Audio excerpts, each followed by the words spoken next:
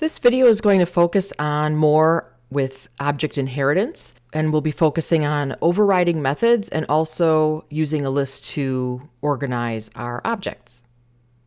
All right, so once again, I'll be using Unity and C# to demonstrate this. And I have a few things set up already, so you don't have to just watch me type and set things up. If you are not familiar with inheritance, I do have a few other videos that start from the beginning, and I'll put the link in the description area for that.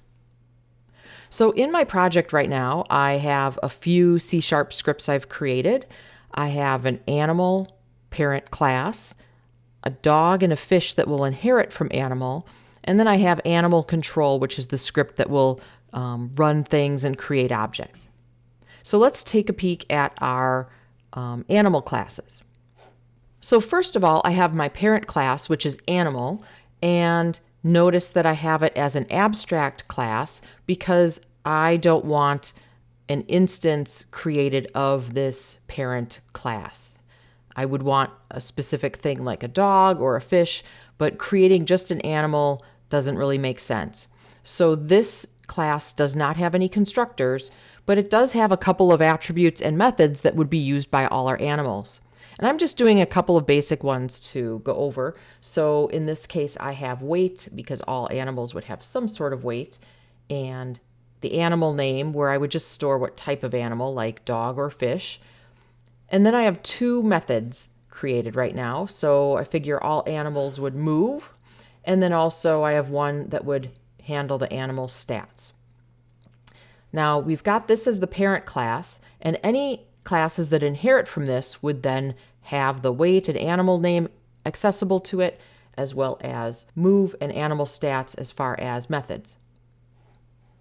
So then I've got dog, and as you can see, dog inherits from animal, and we've got the colon to say that it's inheriting. And with dog, I'm adding one more attribute, and that is breed. And for the dog, I have the default constructor. Notice I've got dog, and I'll be setting up the weight and animal name. Those are coming from animal, right? Weight and animal name. And then the breed is specific to dog, so I do need to set it to something. So my default dog will be Corgi. And then I also have a custom constructor where I could create a dog and pass in a weight and pass in a breed. And I would set that here. I also have a fish set up, and it does the same thing. So I've got water type for the fish. So here I've got my default constructor for fish. It would have the weight. I would have it be by default fish and salt. And then I also have my custom constructor where I could specify the weight and the water type. So if I have it just like this, notice the fish and the dog don't have their own methods of action, and they would all, at this point, only be able to move and do animal stats from animal. So let's go over to animal control and instantiate a couple of these. So I'm not going to be using updates. I'm just going to go ahead and get rid of that. And in start, let's say, let's make a dog, and let's call it my dog. It's a new dog. And that one will just be the standard dog. And then I can display things like animal stats and move for my dog. So I'm going to save this, and let's just run it and make sure that's all working.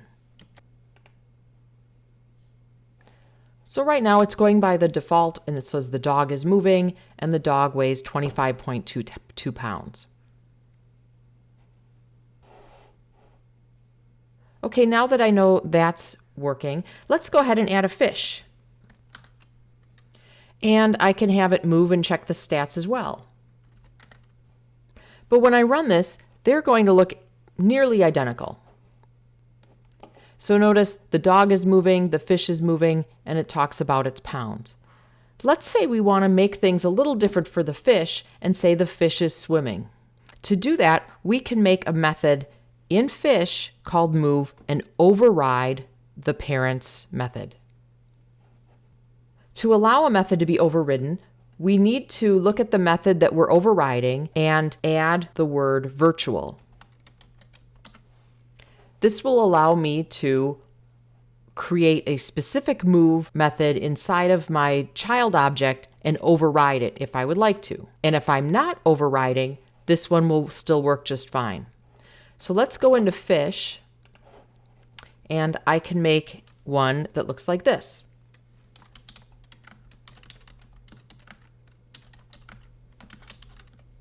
Notice when I do this, it's automatically putting in base move. What this means is it's calling the parent's move method. Now, I don't want this. I just want to have it do its own thing. So I'm going to replace it. So if I run move with a fish, it'll say the fish swam away. However, with dog, I don't have my own move method, so it will simply run the parent move method. So let's take a peek. So now notice the dog is moving. The dog weighs 25.2 pounds. Those are the standard methods. And now it says the fish swam away. So it's running the method out of the fish. Now let's say I want it to still do the parent's move method, and then I'd like it to do the child's move method. Inside of here, I can use the command base dot, and that means the parent object move. And so that will call the move method in the animal class, and then it'll run itself. So let's check that out. So we've got our dog move and display. Now it says the fish is moving. That's from the parent. The fish swam away. That came from the fish. And then the fish weighs 4 pounds. That's from the parent again. So mainly the key thing to think about overriding, if you want a specific thing inside a child, you just use the word override in the child, and you need to put the word virtual in the parent. Now I want to show you a reason for having inheritance here. So we've got an animal, we've got a dog and a fish. We may have different moves, and you may wonder why we're even bothering with this. And so I want to show you how you can use a list to collect all of your objects, and even if they're not exactly common, like fish are different from dogs, but they're all animals, we can use their animal parent object to group them and then loop through and give all the movements and all of the animal stats all at once. So for instance, let's say I've got a dog, I've got a fish, I could have another dog and a fish, and it would start getting pretty weird to keep track of. So instead of having all of the different commands for each fish and each dog, I don't actually even need to name these objects anymore. So what I'm going to be doing is using a list to store my animals in. The command we're going to be using is the word list. Inside of the angle brackets, I'll be typing the object type, and in this case it's animal. And then I'll be naming my list. I'll say new list, and then once again it will be animal. So I'll create a new list to put my animals in. Now I'm going to go ahead and put this in the class outside of the start method so I can access it in other locations as well if I wanted to.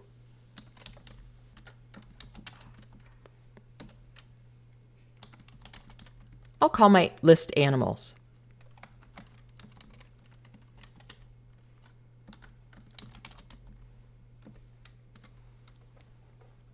And the reason I'm choosing animal versus dog or fish is because if I make a list of the parent class, I can store both types of other objects inside. To add objects to a list, it's pretty simple. I type the name of the list, .add, and then what I'd like to add.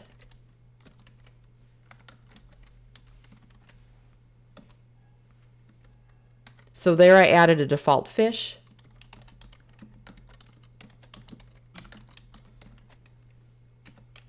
a default dog,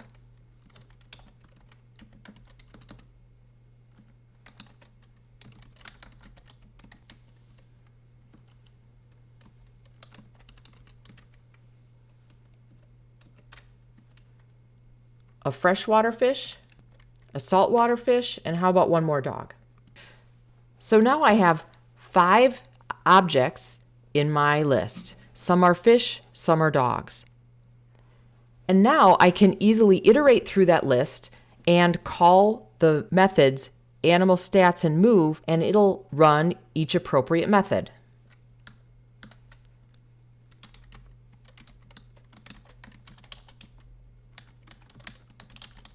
This for each loop will go through my animals list, and for each object type animal, and it'll use A as the placeholder for each. So inside of here, if I want to talk about the current object, I just would type A. So I could actually fill this in with whatever other word or letter I'd like. It's just pretty standard to pick something that's similar to what you're working with. So I've got A. Then if I push the dot, I can access move, animal stats, and anything else that the fish and dog and animal can. So what's going to happen is this starts up. I have a new list. It'll add 5 objects to the list, and then it'll iterate through each object. It'll do move, and it'll do animal stats. For the fish, it'll do the fish's method because we override the animal method. For the dog, we didn't, so it'll just do the default one. Before I run it, just to differentiate, in the parent one, I am going to add the word parent so you can see. So let's run it. So notice the fish, because I'm using the base, it says the fish is moving, and then it's the fish swam away. It gets the animal stats from the parent. The dog, both from the parent. Once again, we've got the parent move, the fish is moving, the fish swam away, parent. We've got another one, parent, and another dog. So since the dog doesn't have its own, it uses parent. And since the fish has its own move method, there are some that are not controlled by the parent. But what's really nice is we didn't even need to know how many objects are in that list. It just iterates and displays all of those. And since all of these inherit, they all have the move method and they all have animal stats, and you can easily display lots of information about a collection of objects.